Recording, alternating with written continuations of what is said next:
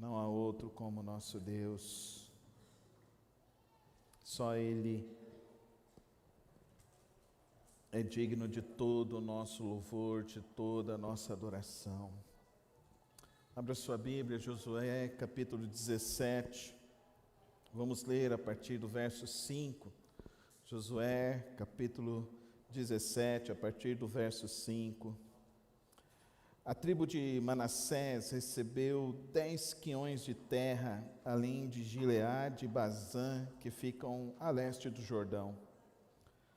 Pois tanto os descendentes de Manassés como os filhos dele receberam herança, a terra de Gileade ficou para os outros descendentes de Manassés.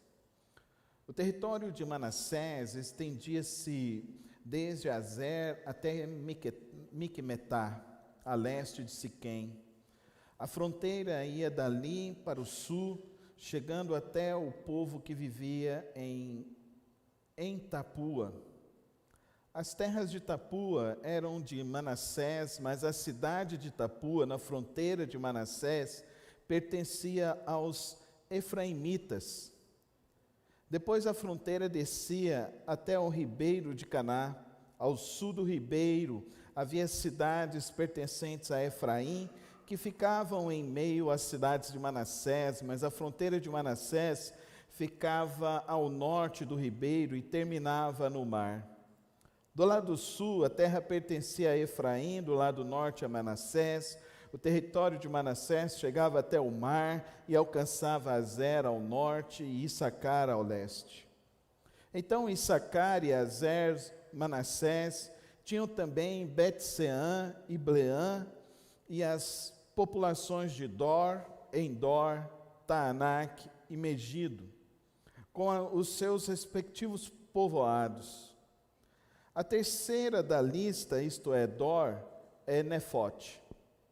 Mas os manassitas não conseguiram expulsar os habitantes dessas cidades, pois os cananeus estavam decididos a viver naquela região. Entretanto, quando os israelitas se fortaleceram, submeteram os cananeus a trabalhos forçados, mas não os expulsaram totalmente. Os descendentes de José disseram então a Josué: por que nos deste um quinhão, uma só porção de terra? Somos um povo numeroso, e o Senhor nos tem abençoado ricamente. Respondeu Josué: se vocês são tão numerosos, e se os montes de Efraim têm pouco espaço para vocês, entrem na floresta e limpem o terreno para vocês na terra dos ferezeus e dos refaíns. Os descendentes de José responderam: os montes não são suficientes para nós. Além disso, todos os cananeus que vivem na planície possuem carros de ferro, tanto os que vivem em Bet-Seã e seus povoados, como os que vivem no vale de Jezreel. Josué, porém, disse à tribo de José, a Efraim e a Manassés: vocês são numerosos e poderosos. Vocês não terão apenas um quinhão. Os montes cobertos de florestas serão de vocês.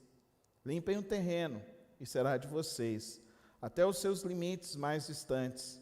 Embora os cananeus possuam carro de ferro e sejam fortes, vocês poderão expulsá-los. Senhor Deus e Pai,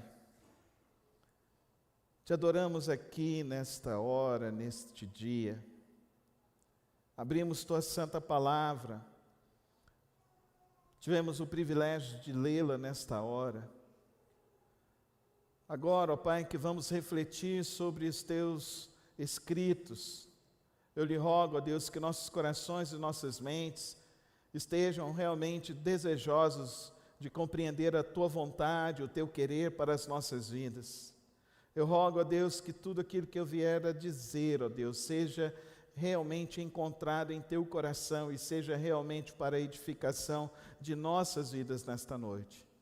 Que o teu Santo Espírito nos capacite a compreender a tua palavra, a avaliar a nossa vida e a nos colocar sempre em conformidade ao teu querer. assim que eu lhe rogo no precioso nome de Cristo Jesus. Amém. Um dos livros que eu li que me traz sempre uma lembrança, é um livro filosófico, é um livro que se chama A Insustentável Leveza do Ser, de Milan Kundera. Esse livro é um relato de um casal que vivem na época pós a invasão russa e a vida na Rússia. É um livro extremamente inquietante, é um livro que fala de um casal e que a relação conjugal deles era uma relação extremamente conflituosa, era uma relação cheia de adultérios, de traições, mas que eles não saíam de perto um do outro e viviam dentro daquela realidade, e andavam dentro daquela realidade. E dentro daquelas confusões que eles viviam, algo que sempre os atraía era algo que eles falavam que era o desejo de amar. E quando eles tinham o desejo de amar, eles falavam, isso não é suficiente. Por isso o nome, a insustentável leveza do ser. Porque para eles, o encontro do amor não os preenchia em suas almas, em seus desejos, em suas vidas. Para nós, é sempre muito difícil a gente ter um grau de sinceridade que nos faça de fato compreender que nós não estamos satisfeitos com a nossa vida. Eu gostaria que você imaginasse quais eram as tuas orações de 10 anos atrás. Eu gostaria que você fizesse uma avaliação dessas tuas orações 10 anos atrás e percebesse o quanto que Deus agiu, o quanto que Deus falou com você, o quanto que Deus fez. E aí a pergunta, isso te fez amar mais a Deus? Ou você ainda fica tênue no cuidado de Deus, no agir de Deus, no sentido de Deus? Cada um de nós tem uma semente de insatisfação com a vida. Cada um de nós vive com essa fagulha da insatisfação. Eu conheço muitas pessoas que oraram tanto para ter um casamento, e estando no casamento ficaram tão insatisfeitos no casamento, que daí se divorciaram achando que ia ser encontrado um caminho melhor, e passou os anos, não, aquilo não foi bom, eu deveria ter voltado, e não consegue voltar, porque as coisas ficaram extremamente tumultuadas. Eu conheci pessoas que, ao longo da vida, oraram para começar um curso e entraram no curso e de repente não era aquilo que eles almejavam, abandonaram o curso e passou os anos, eles olham para trás e falam, eu deveria ter terminado aquele curso. Eu conheço pessoas que abriram empresas e de repente abandonaram empresas. Eu conheci pessoas que estavam dentro de concursos públicos extremamente muito bons, que abandonaram tudo para viver num recanto, numa vida, e que de repente chega lá naquele recanto, naquela vida, achando que aquilo era bom, e chega lá hoje e fala assim, eu não devia ter saído daquele emprego. Nós vivemos uma insatisfação. Nós lutamos para conquistar as coisas, mas quando conquistamos, nós não ficamos plenamente satisfeitos com o que temos. E aí é onde reside o grande problema da humanidade, o problema que traz conflitos dentro das relações. É impressionante como nós não conseguimos atingir um nível de satisfação e de alegria e de plenitude com tudo aquilo que Deus tem feito e nos dado. É sobre isso que esse texto está dizendo. Esse povo, eles saíram do Egito, onde eles eram escravos. Esse povo, eles passaram já por muitas batalhas em que eles não colocaram a mão em nenhuma espada e conseguiram a vitória. Foi assim com Jericó, foi assim com os cananeus, foi assim com os filisteus. Mas eles chegam aqui, estão recebendo a porção da promessa e estão insatisfeitos. Você está insatisfeito com alguma coisa em sua vida? Você está insatisfeito com a sua carreira, com o seu casamento, com a sua vida? 15 dias atrás, um jovem promissor tirou sua própria vida.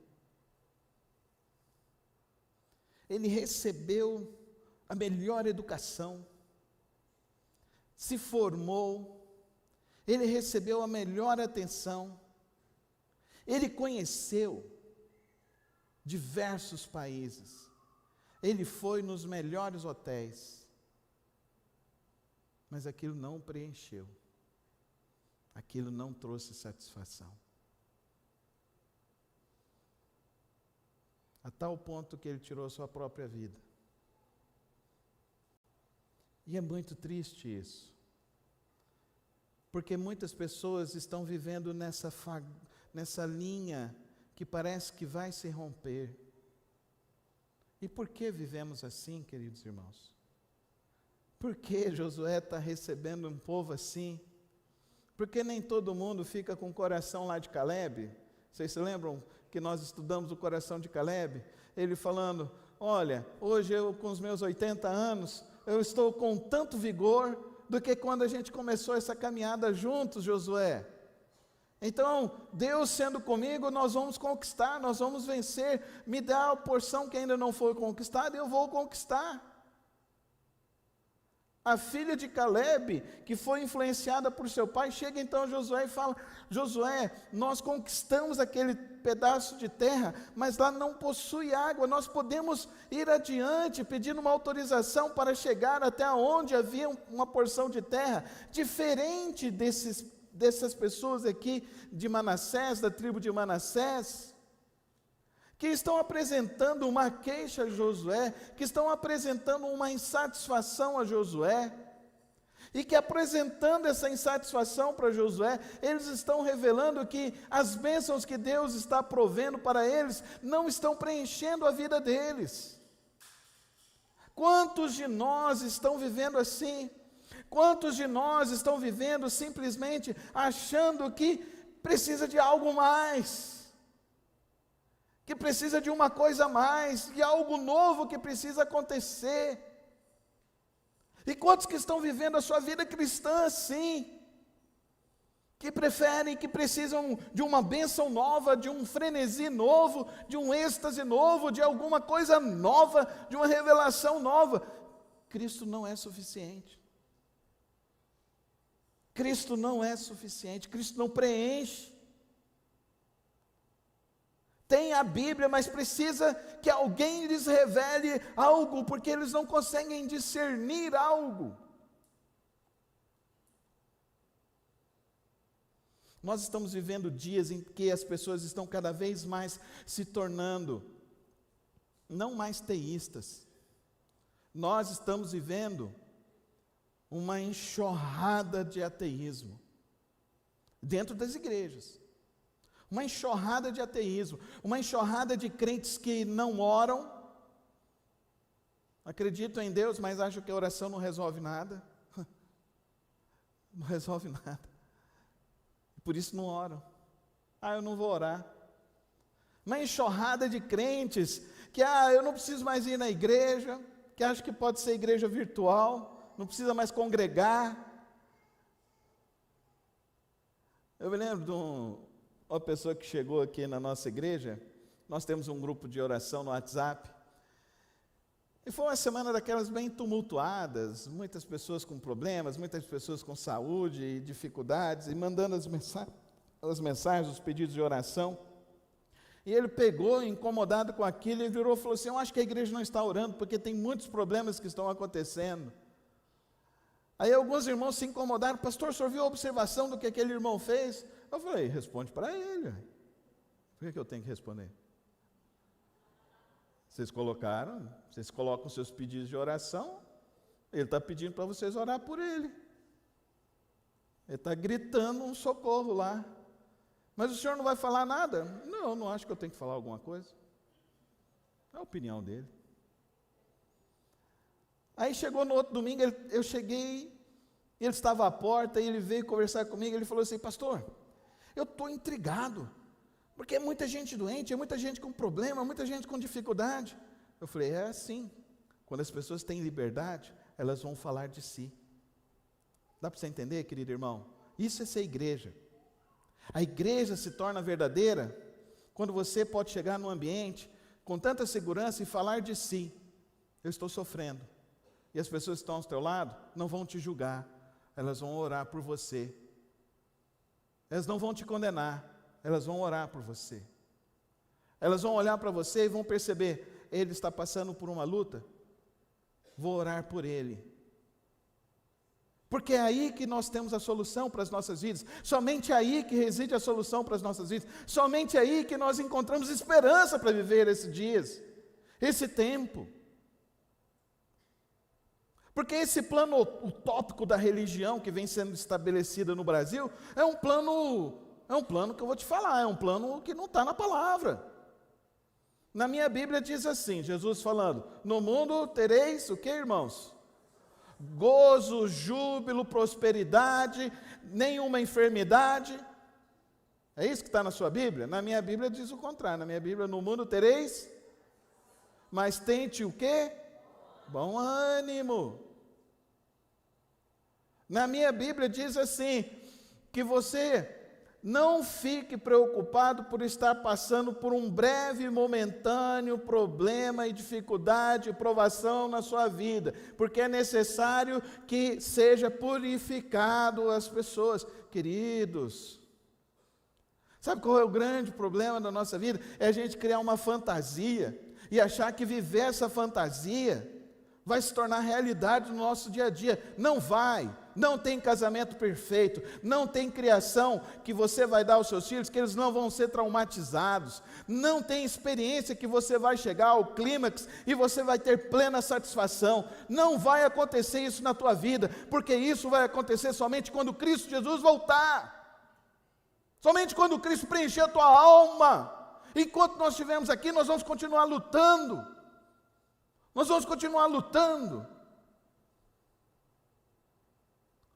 Ah, pastor, meu casamento não está dando certo, não sei o que, ora mais. Não, mas eu estou orando, ora mais. Pastor, o senhor não tem outra coisa para falar? Ora mais. Enquanto orar mais, não seja o que preenche a tua alma, nada preencherá o teu viver. Entenda isso, querido irmão e querida irmã. Enquanto orar, não preencher tua alma, não preencher tua experiência, a tua vida, teu coração, as tuas emoções, os teus sentimentos, enquanto o teu orar, o se derramar diante do Senhor, não trouxer para você o alívio que você tanto necessita e tanto está procurando neste mundo, nada neste mundo te dará isso, nada.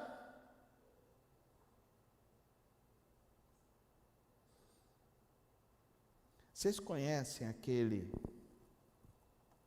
corredor de Fórmula 1, Schumacher? Vocês conhecem ele?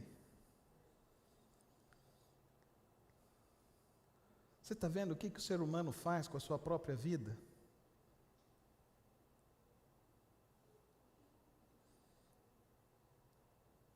Vocês viram aquele acidente que aconteceu lá na cidade de Minas Gerais, lá no Capitólio?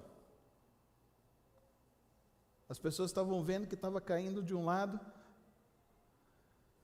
e o outro estava indo. Não, vamos lá mais perto para ver. Tem gente que está fazendo assim com o casamento, na criação dos filhos, na sua vida profissional. As coisas já estão mostrando que estão ficando perigosas. E a pessoa não se volta para Deus e se derrama diante do Senhor. E busca a satisfação e a plenitude em Deus. Olha que coisa interessante esse povo de Manassés. Eles vão lá e falam para Josué assim: a gente recebeu bênçãos. Olha que coisa, eles reconheceram, isso é bonito, bonito deles. Eles reconheceram, eles falaram assim: somos um povo numeroso e o Senhor nos tem abençoado ricamente. Aí eu acho interessante essa expressão, acho maravilhoso isso. Porque tem gente que recebe bênçãos, mas não se satisfaz. Por isso que o caminho que leva a Cristo Jesus não é caminho de bênçãos. Já ouviu aquela expressão? Você só vem a Cristo Jesus ou é pelo amor ou pela dor? Não é pelo caminho das bênçãos. Dá uma bênção para a pessoa e você vai ver o que ela vai fazer com a vida dela. Ela abandona a igreja, abandona o reino de Deus. Ela vai falar assim: não, eu não preciso dar meu dízimo, não preciso devolver meu dízimo, eu não preciso estar lá na igreja sempre. Ela dá uma bênção para a pessoa. Querido irmão, Deus pode derramar muitas bênçãos na sua vida, mas será que você vai continuar sendo fiel a Deus? Você lembra da história de Jó? Jó era abençoado, sim ou não? Fala, igreja, era sim ou não? Ele era muito abençoado, sim ou não? Muito abençoado. O que aconteceu com ele? Os filhos morreram, os bois morreram, os rebanhos morreram, a casa pegou fogo, perdeu todas as coisas, só ficou com a roupa do corpo, ficou doente, cheio de úlceras, os amigos todos abandonaram, ficaram falando para ele que ele tinha feito alguma coisa errada. A Bíblia diz tudo sobre nossas vidas, irmãos. A Bíblia não maqueia que é a vida humana. A Bíblia diz exatamente quem nós somos. Nós somos esse povo. Deus tem me abençoado ricamente. Deus tem me abençoado. Mas eu não estou satisfeito. Eu quero mais uma bênção. Eu quero mais. Eu quero mais. Eu quero mais. E a teologia da prosperidade vem fazer uma inversão, vem colocar a ganância ao invés da ambição na vida das pessoas. Essa teologia da prosperidade está fazendo os crentes serem cada vez mais gananciosos. Eu quero carro novo, eu quero porque eu tenho que comer o melhor dessa terra, porque eu sou, como é que fala? Eu sou cabeça, eu não sou cauda, né? As coisas interessantíssimas que eu ouço, eu vejo essas coisas acontecendo. E olha, eu conheci tanta gente que foi por esses caminhos, eu conheci tanta gente que quebrou empresa, teve dificuldade, porque a vida é assim, irmão. Leia a Bíblia, entenda. A vida é uma montanha russa de emoções. Vão ter dias fantásticos, dias incríveis. Vão ter dias que parece que não tem fundo. Você vai caindo, caindo, caindo, e você não acha o fundo. Deus nos abençoa ricamente? Amém, glória a Deus. Mas não preencheu ainda, eu quero mais terra. E ainda tem justificativa, né? Nós somos um povo muito numeroso. Olha o que Josué responde para eles. Josué usa de ironia na sua resposta. Se vocês são tão numerosos, e se o espaço está pequeno para vocês, avancem. Mas eles falaram: não, mas os montes não são suficientes. O que é suficiente? O que é suficiente?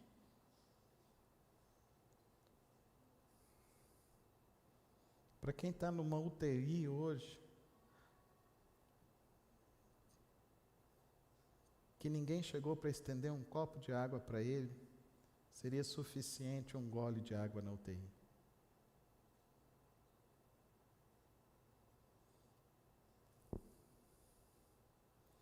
Talvez por uma mulher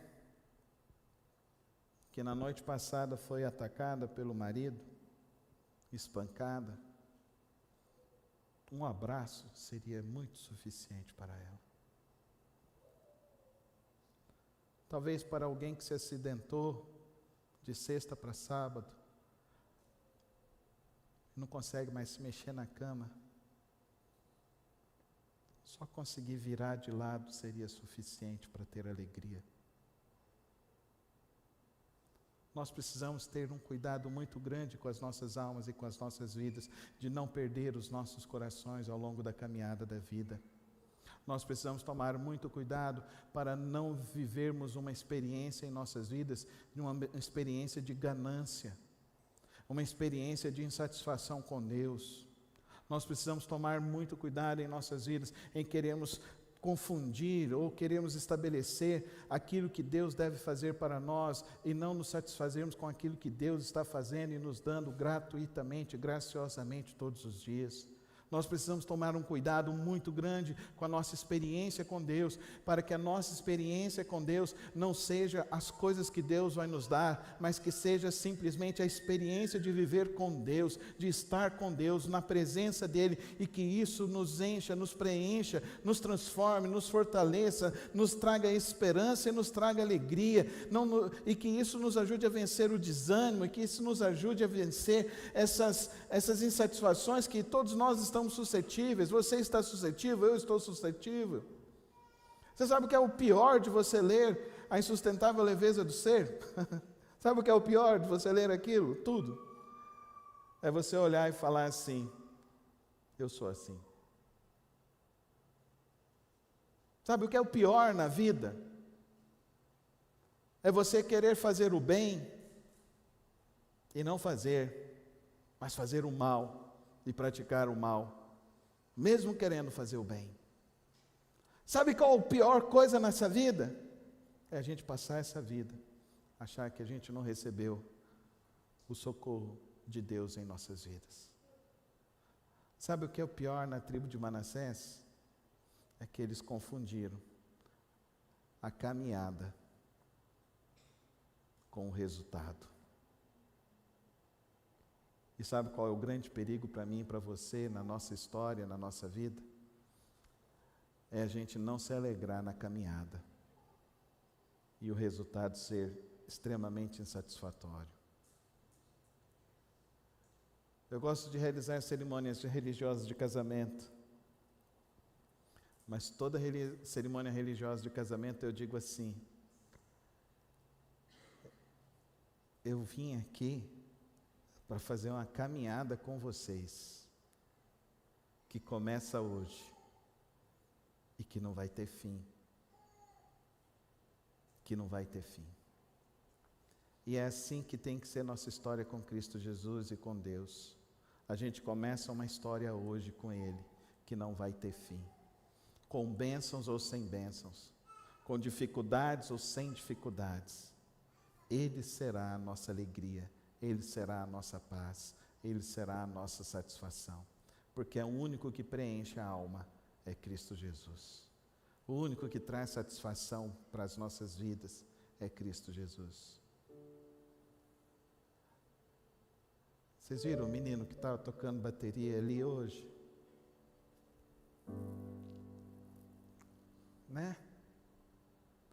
Ele estava tocando, eu estava olhando e pensando como Deus foi gracioso.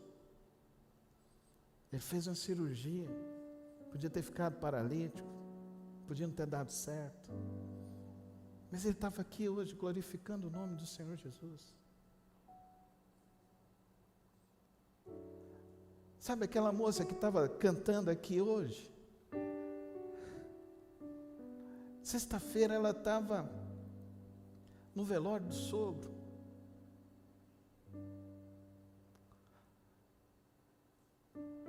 E ela falou uma coisa muito bonita que as pessoas pediram para ela cantar. A vida, ela é fantástica. A vida, ela é uma aventura maravilhosa. A vida é a maior experiência que eu e você temos para fazer. Não desperdice as oportunidades. Não confunda a sua ambição com ganância, não priorize a sua ganância, não priorize a sua satisfação com as coisas que estão aqui, que são transitórias e passageiras. Não sofra demais, não sofra demais, porque o sofrimento é passageiro também. Não se angustie demais, porque a sua angústia é transitória. Cristo está contigo, Ele estende a mão dele, Ele vai te ajudar. Não se desanime, não se desespere, porque Ele continua contigo, Ele continuará contigo. Sabe qual é o problema da tribo de Manassés? É que eles não se satisfizeram com Deus. Sabe qual foi o problema de Adão e Eva? Eles não ficaram satisfeitos no jardim do Éden. A presença de Deus, se encontrar com Deus frente a frente, conversar com Ele, isso não preencheu o coração deles. Sabe qual pode ser o nosso grande problema? É a gente viver essa vida e não se satisfazer em Deus, e não se preencher em Deus, e não se sentir amado por Deus, e não se sentir cuidado por Deus. Sabe qual é o grande perigo dessa vida? É a gente achar que a gente consegue fazer as coisas, mas quem faz tudo em nossas vidas é Cristo Jesus, é o Senhor, o nosso Deus, que vai construindo e vai nos levando ao caminho dele. Por isso que eu não consigo ser ateu, por isso que eu não consigo achar que outra coisa pode preencher minha alma que não seja Cristo Jesus. E o que eu queria te falar realmente nesta noite, o que eu queria te dizer realmente nesta noite, é que essa vida é uma aventura e ela é maravilhosa para aqueles que confiam em Cristo Jesus e se satisfazem nele diariamente, cotidianamente, semanalmente, mensalmente, anualmente, ou até quando Cristo voltar. Que Ele seja a tua alegria, que Ele seja a tua paz, que Ele seja a tua força. Eu não sei o que te aguarda essa semana, mas eu tenho uma certeza absoluta no meu coração: Cristo Jesus estará contigo, amém? Você pode dar um glória a Deus? Você pode dar uma salva de palmas a Deus? Você pode exaltar a Ele, porque Ele estará contigo. Ele será contigo por onde quer que fores, por onde quer que andares, seja no vale, seja na dificuldade, Ele estará contigo. E Ele é quem pode te preencher. Feche os teus olhos, fala com Ele nessa hora, e coloca a tua vida nas mãos dEle, e coloca a tua vida. Se você tem achado que está faltando coisas, se você ainda está buscando coisas, se você está buscando alegrias que não esteja em Cristo Jesus, corre hoje para Ele. Se você está se sentindo abandonado, corre hoje para Ele. Se você está se sentindo angustiado, corre hoje para Ele. Se você está achando que as coisas estão difíceis demais, corre hoje para Ele. Corre hoje para Cristo, corre hoje para os braços dEle e receba o abraço carinhoso, o amor dEle, incondicional.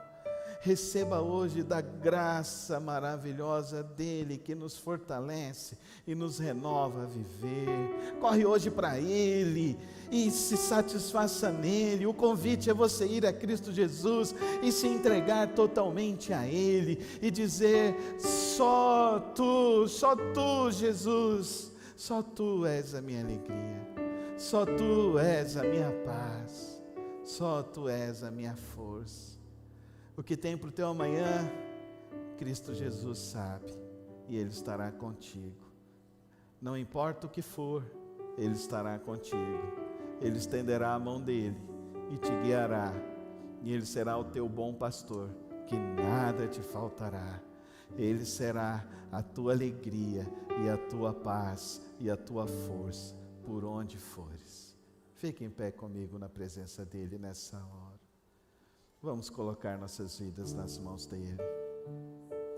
Que Cristo te preencha hoje, querido irmão. Que Cristo te preencha hoje. Que Cristo preencha hoje as lacunas no teu casamento.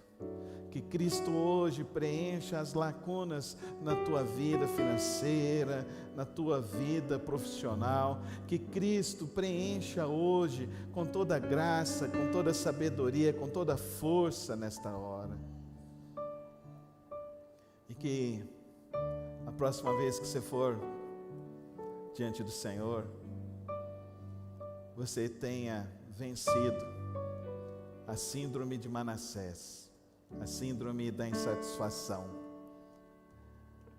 E quando você for de novo na presença do Senhor, você possa falar para Ele: obrigado, Senhor, obrigado, porque o Senhor tem me sustentado, porque o Senhor tem me guardado, o Senhor tem me abençoado, o Senhor está comigo.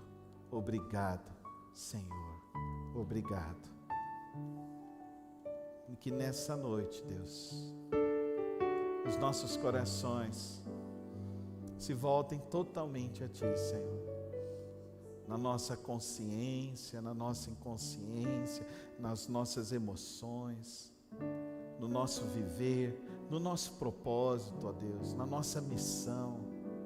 Que a nossa vida se volte completamente ao Senhor, porque é só o Senhor que pode preencher as nossas almas, é só o Senhor que pode preencher o nosso coração. Preenche hoje, ó Deus, os corações que estão machucados, os corações que estão feridos, os corações que estão se sentindo desamparados. Preenche hoje, Deus, fortalece hoje, Senhor. Fortalece com Teu Espírito Santo, ó Pai. Que o Teu Espírito Santo hoje, ó Deus, preencha e traga as respostas. E as respostas maravilhosas do Senhor é que o Senhor nos ama. Que hoje o Teu Espírito convença o interior do nosso viver a confiar em Ti, Senhor. Confiar no Senhor. Toma as nossas vidas nesta hora.